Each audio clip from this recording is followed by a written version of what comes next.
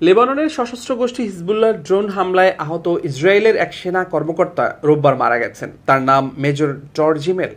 সংরক্ষিত সেনা সদস্য হিসেবে তিনি ইসরায়েলের সামরিক বাহিনীতে দায়িত্ব পালন করছিলেন।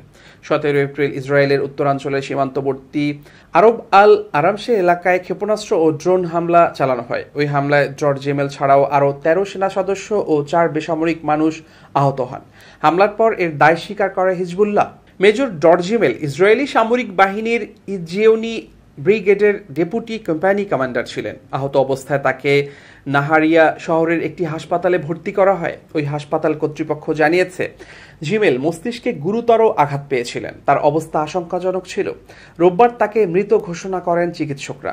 এদিকে 17 এপ্রিলের ওই হামলার জবাবে উত্তর পূর্ব লেবাননের বালবেক শহরে হিজবুল্লাহর আকাশ প্রতিরক্ষা ব্যবস্থা লক্ষ্য করে বিমান হামলা চালায় ইসরায়েল। এছাড়া রোববার দক্ষিণ লেবাননের দুটি ভবনে হামলা চালিয়েছে ইসরায়েলি যুদ্ধবিমান। ওই ভবনের সঙ্গে হিজবুল্লাহর সংশ্লিষ্টতা রয়েছে বলে দাবি ইসরায়েলের। 7 অক্টোবর ইসরায়েলে হামলা চালায় ফিলিস্তিনের স্বাধীনতাকামী গোষ্ঠী হামাস। সেদিন থেকেই ফিলিস্তিনের গাজা উপত্যকায় নির্বিচারে হামলা চালিয়ে যাচ্ছে ইসরায়েল। এ সময় ইসরায়েল লেবানন সীমান্তে নিয়মিত পাল্টাপাল্টি হামলায় জড়াচ্ছে ইসরায়েল ও হিজবুল্লাহ।